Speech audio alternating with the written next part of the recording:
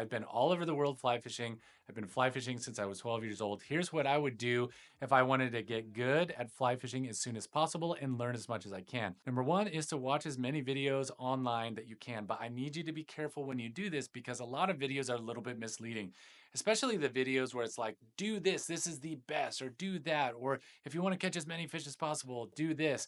Watch those videos, learn those skills, but take it with a grain of salt because a lot of times if somebody's saying like hoppers, for example, hey, take this hopper and put it on the bank and fish it like this. What you don't realize, and I wish I would have learned this when I was a younger fly fisherman, a less experienced fly fisherman, is the fact that certain things work in certain situations at certain times of the year. So fishing a hopper on your river in the state of Washington is going to be totally different than the state of Montana in August or September. So just be a little bit careful when you do that, but consume as much information as you can. Go out in the field and fish as much as humanly possible, and then come back and watch more videos and then rinse and repeat. So that way you can get a good relevance or good perspective on what is working for you and what is working for other people online.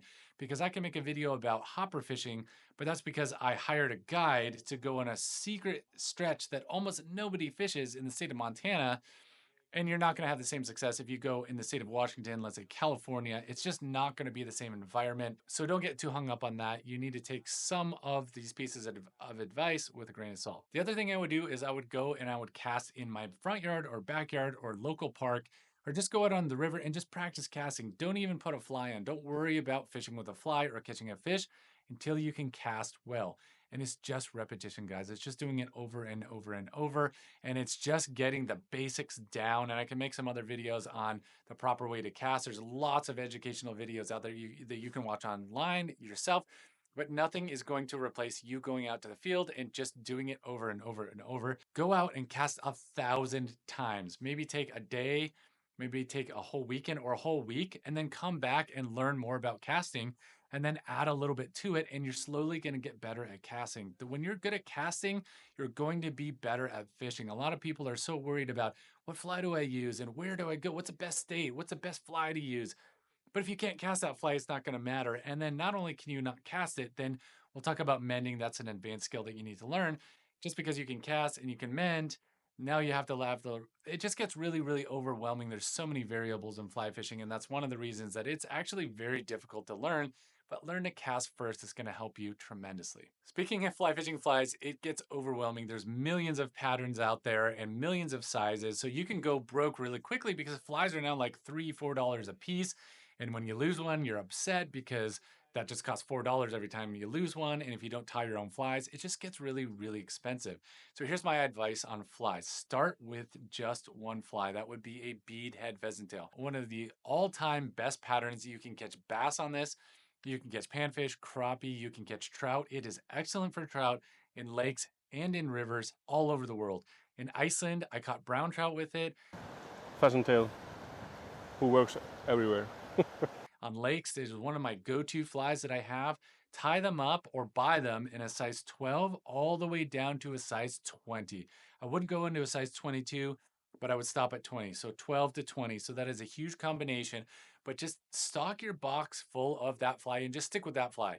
If you see rings on the surface on a lake and you see fish feeding, you can catch fish on that. Just start with one size. If it doesn't catch fish, jump down a couple of sizes till you get down to a really, really small size, and you can catch a ton of fish. This will work with the PMD hatch, the blue and olive hatch, pretty much all year, especially on cloudy, rainy days. You'll catch fish like crazy with this. So just kind of stick with one fly and then diversify after that. It's really overwhelming to say, this fly works really well, but yes, only in the month of August. This fly works really well, but yes, it's actually going to sink too deep and you're going to get hung up in the weeds and it's actually going to be frustrating. Just keep it simple and just pick a couple of flies and just fish the heck out of those. And then talk to people on the river. If some fly is working better, then take that specific fly and then add that to your box. But don't get overwhelmed with going to the fly shop and just ordering, throwing spaghetti at the wall and seeing what works. Like, I'm going to buy 100 flies, and then you're not going to end up fishing those. You're just going to be wasting your money on flies that don't work. And maybe they do work, but now you have 99 flies. It's really hard to cycle through those. So just keep it simple and slowly add to your fly collection. The next piece of advice that I have is don't get too hung up on your leader. Just do a 9-foot leader. The leader is basically from the end of your fly line, there's a little loop on the end of your fly line all the way to your fly. That is the leader. Just keep that at 9 foot. 7 foot to 9 foot is just perfect. Keep it at a 3x, 4x, and don't go stronger or lighter from that. Just keep that and keep it really simple. It's the same exact thing with tippet. Just keep it as simple as possible. Just go with a 6 pound or 3x tippet and just have a spool of that and just keep it simple. You could go broke really fast having a whole, I see these guys with these assortments of tippets. It's like 7x and 8x and this. You don't need that. Trout are not that spooky. A lot of times it has nothing to do with the leader or the tippet. It has to do with your casting or your mending or your spooking the fish or something like that. So don't get too hung up on leader. Just keep it simple. Just take a 4x leader and make it 9 foot and call it good. Move on to the next thing. Fly fishing is overwhelming because there's so many different variables.